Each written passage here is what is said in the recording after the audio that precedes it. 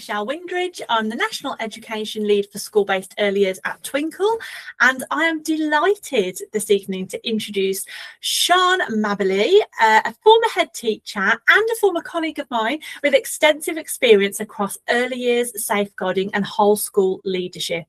Now, Sian works as a school success manager at Studybugs, and she works with schools to help shape and implement effective whole school attendance visions and policies, helping leaders to develop practical, sustainable approaches that strengthen safeguarding.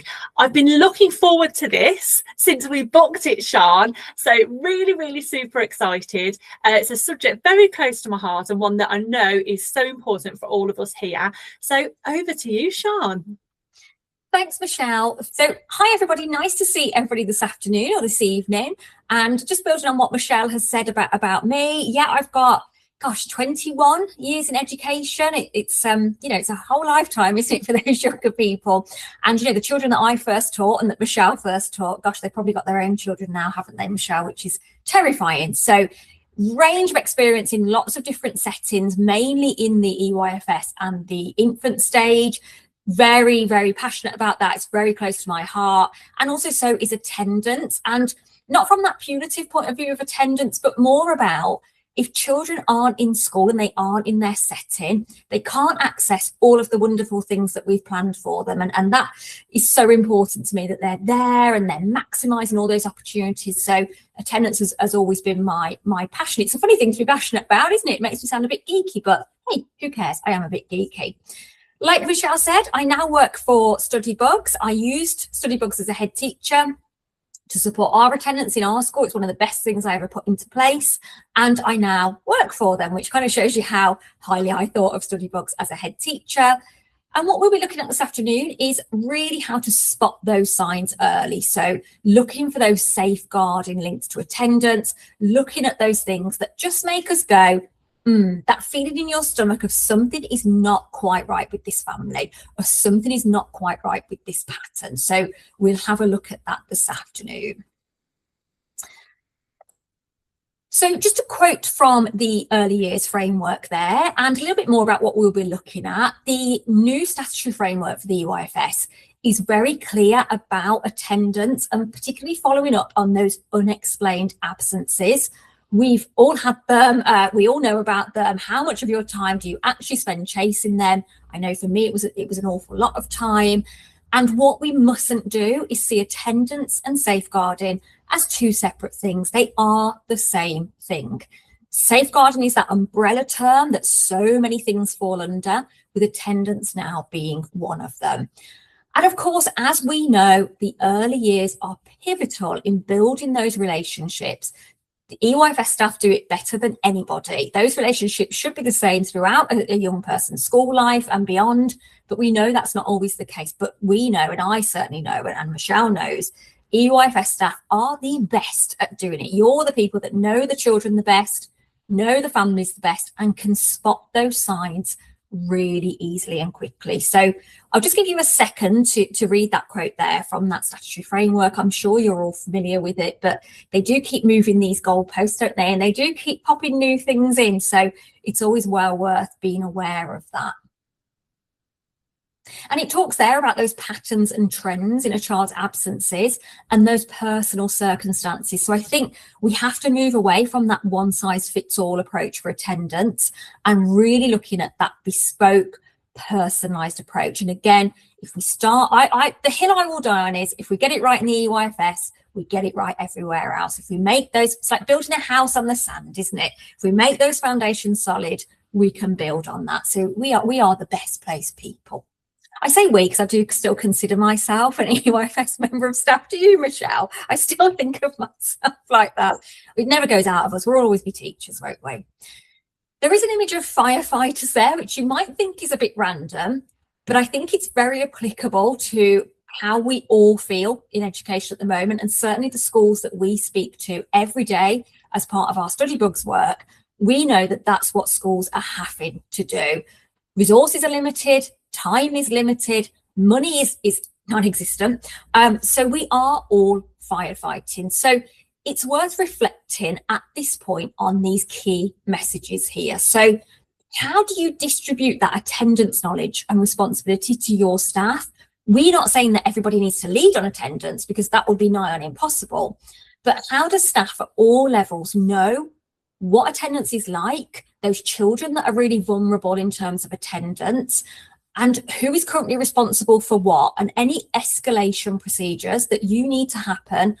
Is everybody as clear as they could be on that? And I honestly think you can't say things too many times to staff. I think there are so many plates that are being spun in the air. If we don't keep revisiting those plates, they will definitely fall off. We also know that attendance is very rarely an issue on its own. It would certainly be much easier to solve if it was. We know that attendance is often a bit of a smoke screen for something else going on in the background for families or for children. It's often a precursor to a deeper conversation. I think of it as like a bit of an onion, and when you start unpicking that layer, you suddenly find a layer that you weren't quite expecting to be in that onion. So it's often the first sign that something is amiss. So just a bit of reflection really about everyone's responsibility. That working together guidance from the DfE does say that attendance is everyone's business. And it's really thinking about how confident you are that all of your staff, from your EYFS lead or your head teacher if you're a school-based provider, right down to maybe your apprentices that you might have in your setting, how empowered do they feel to notice the right things and ask the right questions? I think sometimes we get a bit antsy about being nosy or like interfering in people's business, but safeguarding is our business, and attendance comes under that umbrella of safeguarding. So we mustn't be afraid of that. One of the skills that I honed really well as a head teacher was being nosy without being nosy, like asking those questions, but doing it in a way that people would open up. So tell me more about that is a great sentence starter. We use that with children, don't we, when we're dealing with disclosures. It's also great for adults. Tell me more about that. What is that like for you? That must be so difficult for you. So really using that language and that almost like colloquial language, if you like, with parents. It doesn't have to all be formal. It can just be a check-in. How's it going? That must be really hard for you. I get that. Related it to your own experience, yeah, I had that with my children, or my oldest child was like that. So all of that is super important. And of course, children in the EYFS and children higher up who might have communication difficulties often can't explain what's wrong or what's happening. So often those patterns are that first signal that we see, and it's therefore our duty to unpick them and think about how we can support those families. It's all about that support. So just looking at the picture nationally, I'm afraid it's quite bleak. We will go on to talk about more positive things, but let's not dodge around the statistics here. They are, what can we say? They are low. They are worryingly low across the board. And we know that we are living in a much different time now. I think there was before COVID, there was during COVID, and there's now after COVID. And I know that we're a long way on from that, but we've never really recovered, have we? Things were changed forever. And one of the things that I noticed that really changed was those parent attitudes towards school. I think that now people are much more health conscious than they ever were, much more protective of their little ones and those health needs, which is totally understandable. So therefore, we can't do the same things that we would have previously done because it's just not going to work. We need to be working in different ways, and we need to have the bravery to do that. And I was a brave head. I would take risks. I would do that because I knew it was the best thing for my school community. You know your school community better than anybody else, so you know what's right for them. And as long as you can argue that, no one can criticize you for it. Have that. If I can instill anything in leaders, it's have that faith that you are doing the right thing for your school community. It's really thinking about being proactive and finding those different ways to prevent more of our youngest children starting their education journey off as persistently absent and severely absent, because we know that trajectory does not improve for those children for all of their educational life. If we look closely at those statistics then, so persistent absence is 67% higher than pre-pandemic. I mean, that is such a stark figure to see there, isn't it? That overall absence, almost 50% higher than pre-pandemic, and severe absence, so children who are more than 50% absent, so have missed more than 50% of their sessions, that is up to 2% from 0.8%. So it's more than doubled. I just think we can't shy away from these figures. They are important for us to know. And again, it gives us evidence as to why we're working in different ways than we were previously. So let's start at the very beginning of absences. It's a very good place to start. So I've heard with absence reporting. Absence reporting was a little bit of a bane of my life because I don't always think that parents and carers know that they're meant to do it. I don't think they necessarily know how to do it unless we're explicit about it. And there are lots of pitfalls.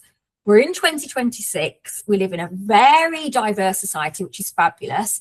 But all of that brings some challenges with it. So this was very therapeutic to write this. This was just a little list of my challenges that I experienced when we were using phone lines back in the day.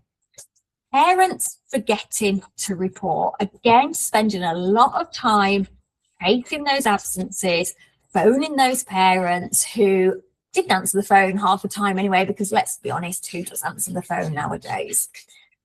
Crackling, I can't believe I'm saying this in 2026, but phone lines are not always the most reliable.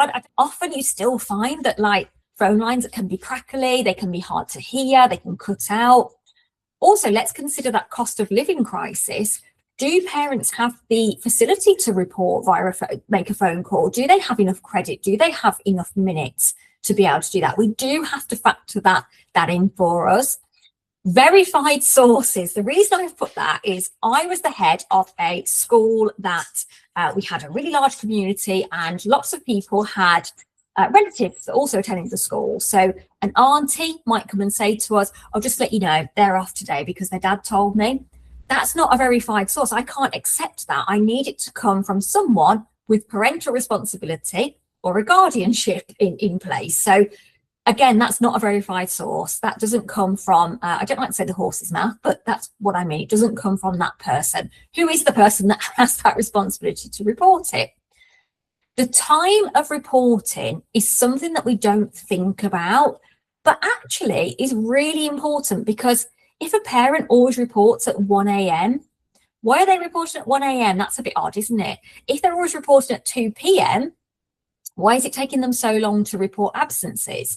And often if we're picking up voicemails, etc., it can be quite unclear when that report was made.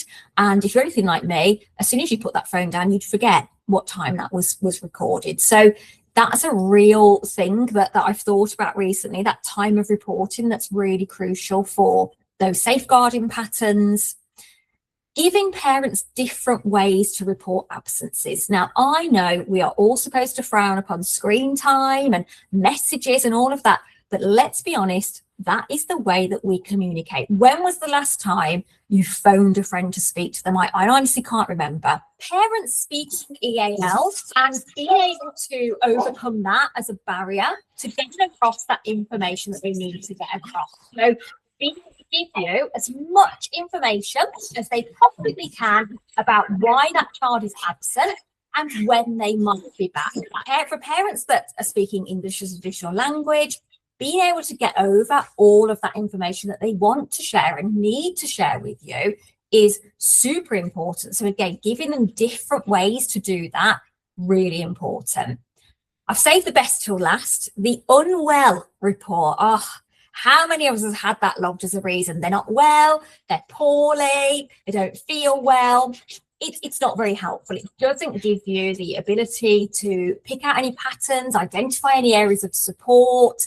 And a common pattern is that being recorded as simply unwell.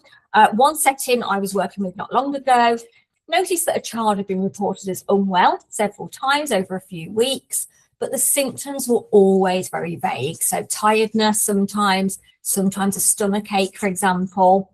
And because the staff had that clear record of those absences, they were able to notice that pattern and gently just check in with the family. Turned out the parent was actually struggling with their own anxiety about sending the child back to school. They'd had a really difficult settling in period. So the parent was really experiencing anxiety there. But because the staff had that information, we have a phrase at Studybugs, which is knowledge is power. So if you've got that knowledge, you can then do something about it. So it's really important to have that information to hand. And for me, the best way to do that is to have it electronically, because you can, then it's clear, it can't be argued with, it's in black and white, it's there for everybody to see. So at Studybugs, we have a free tool that you are welcome to use. Just visit our website for some more information, and it is completely free. No pressure, there's nothing to buy on it. It is completely free, and it enables your parents to report absences and for them all to be in a centralised inbox for you. This is backed by the DfE, who have asked us to provide this free forever for schools. And what it also does is it gives health advice to parents. I can't remember before I had Studybugs how many times I had to say, just a reminder, it's 48 hours for vomiting, just a reminder, it's 48 hours for sickness, because what we don't want is those outbreaks in our settings. We want to limit that as much as we possibly can. So that robust absence reporting not only enables you to identify any patterns early and provide you with that knowledge to take things forward with your families or any agencies that you might need to refer to. The first thing they'll ask you is, what have you already done? Well, you can say, we've given them health advice, we've enabled them to report in a few different ways. And schools that capture that richer illness data, that richer reporting, are often able to identify those patterns earlier because they've got that evidence to hand. So no one's got to find it, no one's got to cobble anything together. You've got it all there in one place. And let's be honest, none of us have time to be cobbling things together. We want stuff that is easy and that is simple. We want things to be as simple as they possibly can. It's also quite difficult to challenge when a voicemail has been left. How many of us have had a voicemail and then tried to call back and it's been the international dialing tone? We all get expert at that, don't we? Knowing what the international dialing tone sounds like. We don't put that on our CVs. We probably should, because we all know what that sounds like. But it's really difficult to challenge once that voicemail has been left. Whereas this enables you to send messages back to parents as well, so that if you need medical evidence or if you want to just remind parents that children shouldn't be coming into your setting with that illness, you can do that. So you've got that two-way conversation there. And it's completely free to launch with your parents. It's super easy to launch. It's just an app that they can download on their phone, and it's really easy to use. It also reduces the ambiguity of parents writing unwell, so that you get that clearer picture about what is going on for your school, and enables you to track anything that you might need to let public health know about, or anything that you might need to let some of your families that might have health concerns know about. It really helps you make those informed decisions about when children should return to the setting, when you should escalate concerns, and when attendance then becomes more of a safeguarding issue. So do visit our website, have a look at that. Those tools are completely free for you. Under that umbrella of safeguarding, we love health and safety, don't we? It's our favourite thing. We have to do it. We have to do it. I think it was the thing that finished me off in my headship, I won't lie, but we have to do it. And a big part of that, especially when, as we know, children like to sneeze on each other, lick each other's shoes, lick the Play-Doh, etc. So again, in the UIFS, all these lovely illnesses go around. And because children are younger, their immune system isn't as developed, they tend to pick things up more easily. So it's about having that robust absence reporting to enable you to track any outbreaks that you might need to, because you might have in your school community. I know we had children that had heart transplants, we'd had children that had chemo, we'd had staff members whose partners had chemo, for example. We had obviously people who were pregnant within our setting. So those people will need to know if there are outbreaks either in your local area or in your school. So it's finding a way to be able to track those things. I'm pretty sure the NHS might offer something for that, so it's well worth looking at that. The UK HSA, that's an example there from Studybugs, which again is part of our free tools. That's called our bugs map there. And again, if you sign up for our free tools, you can have access to that. I also find it fascinating about what, this is really bad, I don't think I should confess this, but I do find it fascinating to see what's going round. And always as somebody that's reported itching as a reason to be off school, I just don't know how I would feel about that as a head teacher, about the itching. I mean, the diarrhea, the vomiting, absolutely, but itching, I don't know about that one. But it does help you see anything that you might just need to be aware of, take a bit more action with. So some key indicators of attendance that might be something else and will be something to worry about. So we've got some key indicators there. I'll give you a second to have a little read of that while I just have a quick drink. And really reflect on which one of these would concern you the most. And are you seeing this currently? I'm sure you definitely are. That repeated low-level illness. I sometimes wonder whether those tummy aches and headaches are actually anxiety. I think for our youngest children, especially our children that might be neurodivergent and school just doesn't work for them the way it's currently set up, imagine that level of anxiety that person is feeling coming into that setting. I think that is manifesting itself, that anxiety, as a physical symptom, and that's why we're seeing so many tummy aches, so many headaches. It was really getting quite severely noticeable, I would say, at the end of my headship, certainly.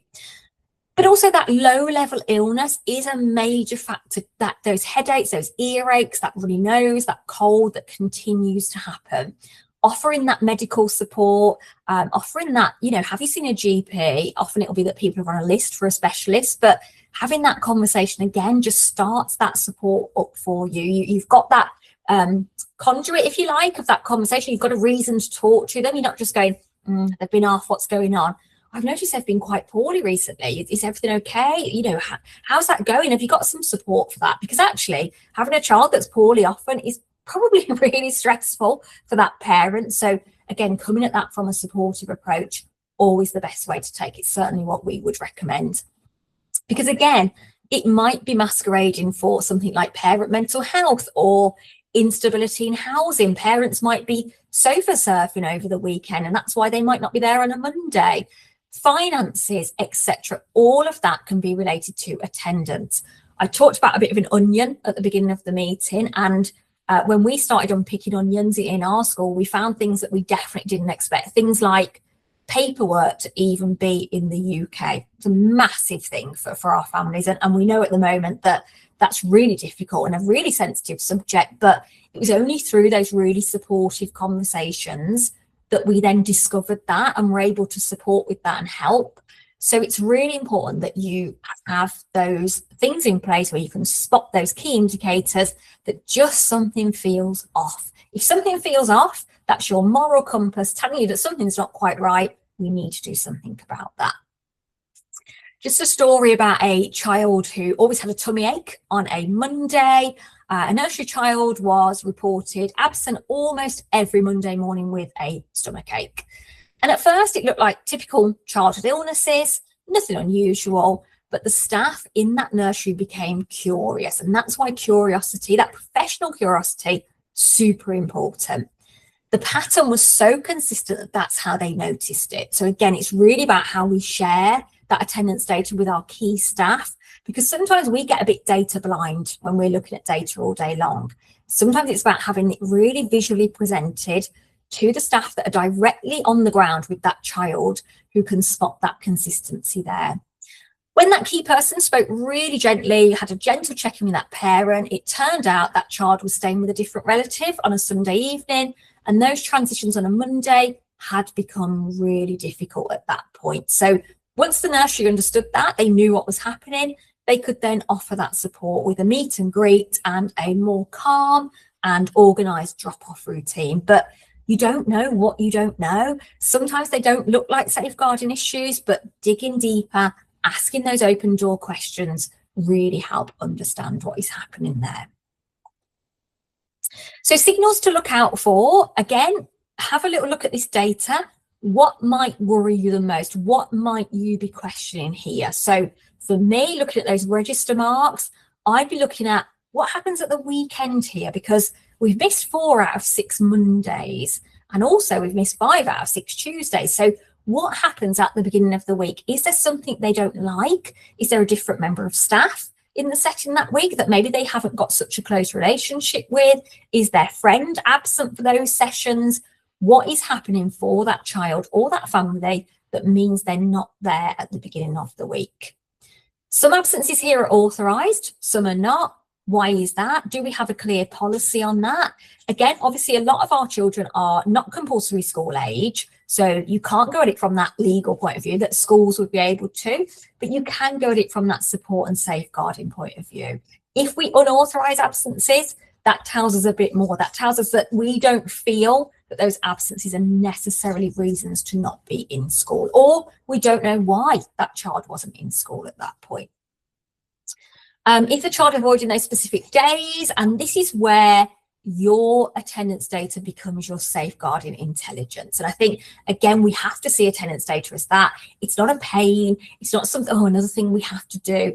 It's intelligence for other things that might be going on. So if we see it like that, it has that more positive spin on it then, doesn't it? Because sometimes we can feel like everything's a bit of a data burden, and I understand that. And I was never a data person. Trust me, my deputy head was brilliant at data. She used to do all of that. But attendance data, I loved because I would use it for my support for those families. And sometimes I think it's so hard to see the wood for the trees. We're like, who do we support first? Limited resources. Where do we need to put those resources first? So patterns, and I had to Google, by the way, which is the greater than sign. I don't know if I should admit that, but I'd forgotten. Haven't taught maths for a long time, so I had forgotten that one. Thanks, Michelle. I knew you'd understand that. So patterns matter a lot more than percentages. This is when someone puts to Emily, actually, she has got that wrong, even though she Googled it. Hopefully not, but if I have, I apologise. So again, looking at those figures there, obviously we'd be concerned about all of these children. So take each one as an individual child, but we'd be more concerned about some than others. It's a little bit like being a detective, like which one do we target first? For me, I would go for somebody that might be a quick win because I've got limited resources, limited time. Let's get in there with somebody that I don't need to do too much to help them. So I'd look at that child that's 80%, but improving, because 80% isn't great. That means they've missed 20% of their time, but they're on the up. So I want to say to that family, this is great. I'm so happy that they're coming more often because now they're doing this more and they're doing that more and they weren't doing that before. So, oh, this is great. Keep up that good work. You've got that impetus then to keep that going for that family. So that would be my quick win. My person who has had a sudden drop in attendance, I'd be really concerned about because what has happened there could have been a leave of absence, which is unavoidable. If we, it is true that is unavoidable. There's not a lot we can do to help with that. So it could be just that, but it could be that actually we need to have a check-in with that family. Is everything okay? Is there anything we need to do to support? Looking at those top two, their attendance is better theoretically because their percentages are higher, but look at their contextual data. Late 3 out of the 5 sessions, what's going on there? Is the morning routine difficult? Does that pupil need a later start, a staggered start? Again, reasonable adjustments are so important in schools. I think we have to really not be afraid to work with children on an individual basis. What is hard for that child? Is it the morning that everything's super busy and it's too much, it's overwhelming? In which case, could they come in a little bit later when it's a bit calmer? Could they come in earlier and have a personalised meet and greet? So that might be what I'm looking at for that pupil. The child is not done a full week. What's going on there? Why have they not completed a full week yet? And again, that's looking at that data that you've got, which if you've got electronically, so much easier to do. You can look back at historical times. Has this changed? Has this always been the same for them? Is it the same for their siblings maybe? Did they also have the same pattern? So those are the questions that I'd be asking. Again, it's where you put those limited resources first. And it's thinking about, do our staff know when and how to act on these concerns? So thinking about families and that communication with families, again, we need to work in a very, very different way. My office as a head, I made it super friendly, super welcoming. It was all brightly coloured. And one staff member said, but children won't see it as a place to go to get told off now. Well, they should never see it as that. They should see it as somewhere, if they've got a problem, they can come and tell me because it's friendly and it's welcoming. And it's the same with communication. We have to start from that support element, because if we go straight in with, oh, they've been off again, what's going on? that parent will shut down, they'll become defensive. This is a very sensitive subject. It's their child. They're going to be very defensive, understandably. Let's go from that support aspect first. Certainly communication with parents with that supportive tone, framing that all positively, and building those relationships, that trust with parents is where it all begins. Keeping them in the loop, super important. Reassuring them, offering that support. One of the phrases I always used to use when parents were talking to me about something was, thank you for letting me know. Thanks for that. Because parents then feel heard. They feel like you're taking them seriously. It's a really good phrase to use that. Again, a nursery that I spoke to probably last term now, they noticed that a child had started missing one day every week. And each of those absences, they had a perfectly reasonable explanation: cold, tummy ache, bad night's sleep, nothing that looked concerning on its own. However, again, one practitioner noticed, they raised it with the DSL. A gentle check-in with the family later, they realised that the child was experiencing significant anxiety around drop-off because they'd had a really significant change at home that they hadn't told the setting about. Again, because it's people's private lives. They don't always like to tell you things. You've got to have that approach where they do feel comfortable to tell you things. And again, that simple moment of curiosity, those questions, those open door questions, really meant that nursery was able to support that child and the family much earlier. That gentle check-in is key. So systems and processes, I would certainly advocate an electronic system and process, especially to give you that evidence trail. We know that, dare I mention them? Let's mention them. Ofsted are really hot on attendance and safeguarding. They've always have been, but particularly more so now that attendance has its own judgment alongside behaviour. So having that electronic evidence trail that shows all of that support, all of that challenge that you've offered that family over time to get them to come into school or the setting. And it really links back to that safeguarding and attendance being intertwined. We have to see them as the same thing, and we have to have those systems and processes that cover both elements and allow us to combine them. So again, how do we reduce that chasing of those unexplained absences is definitely something for us all to reflect on. How can we make that an easier process for us? And how can we make that an easier process for parents? How often do we explicitly communicate, you need to tell us when your child's not going to be in, regardless of the reason? And if you don't tell us, we will chase you. And this is why. I did used to say it's part of our safeguarding policy. We're all expected to have a safeguarding policy, including that first day absence procedure. Make sure that that's a really strong part of your policy and that it's communicated with parents clearly. To report your child as absent or to report that your child's not going to be in, you need to do this, whatever that is: phone in, email in, leave a voicemail, use the Studybugs app if you decide to go that way. Make sure those, and keep saying it. You can't say things enough times. That's genuinely, I believe, true. A colleague of mine, an ex-colleague who led on EAL in our school, she used to tell me the figure of times that you needed to hear something before it went into your brain. And I think it was over 50, I want to say. So we never revisit things, do we? I was terribly guilty of that. I think I've already said that. Had I said it enough? Had I said it in enough different ways? Probably not. You know those things that you joke about and say, I should have that tattooed on my head? Make sure you're communicating those things regularly, because that's the thing that for some reason is not going in. So we need to make sure we're communicating that regularly.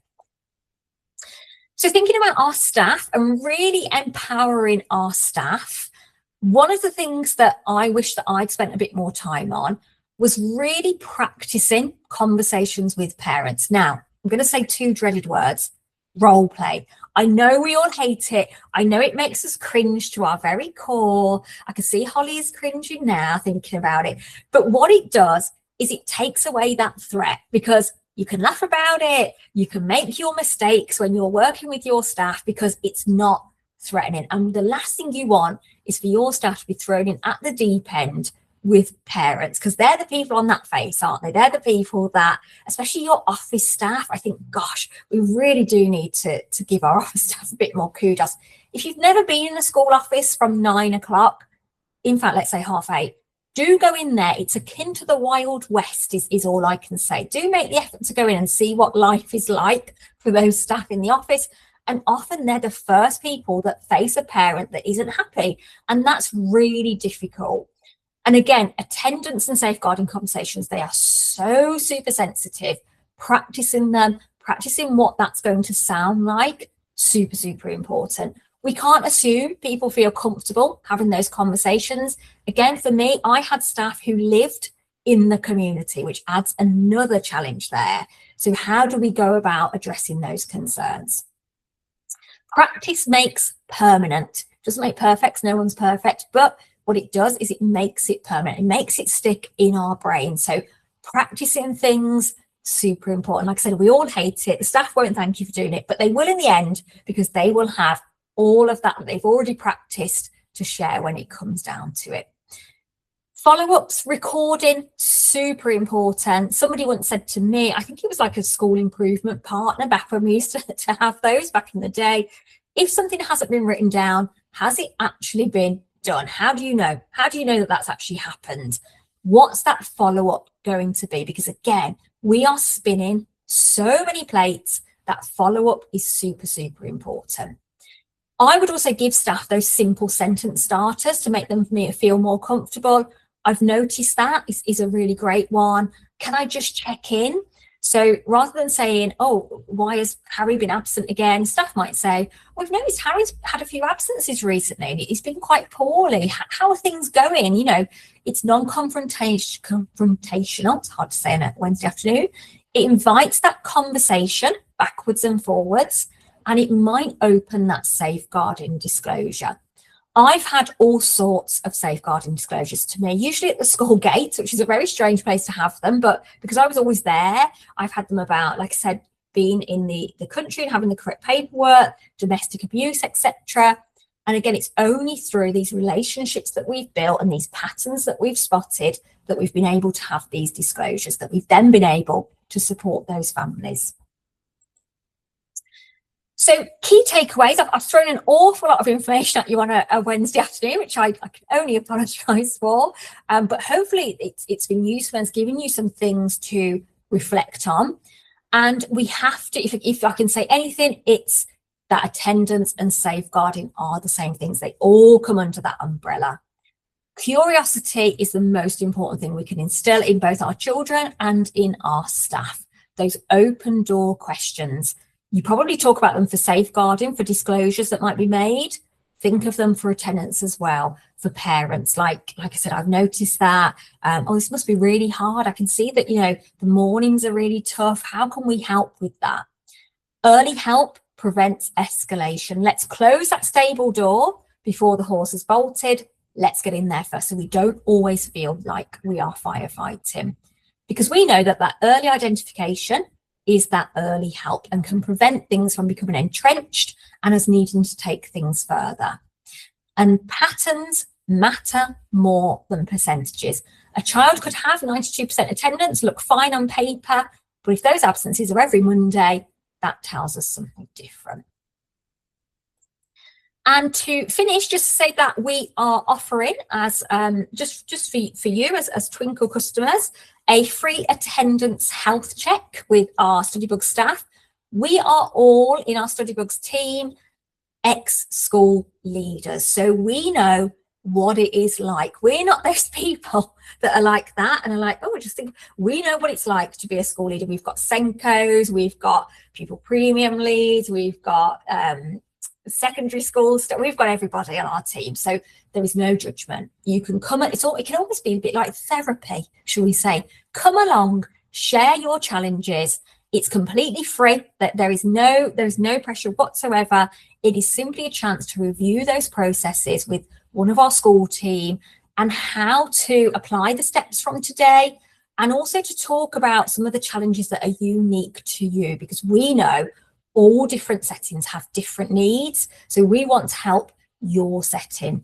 There's a QR code there. It's even got the Studybugs logo in the middle. I'm quite impressed with myself for that. But also there's the link to book here. But again, you can visit our website by all means and book in a session there. But great to have that chat just to talk through with people who know we are experts in attendance. That is what we do. It's our business. So to talk that through with somebody who's neutral, one who doesn't know your school, I think is always good, and also are experts in attendance. So do book a free attendance health check with us.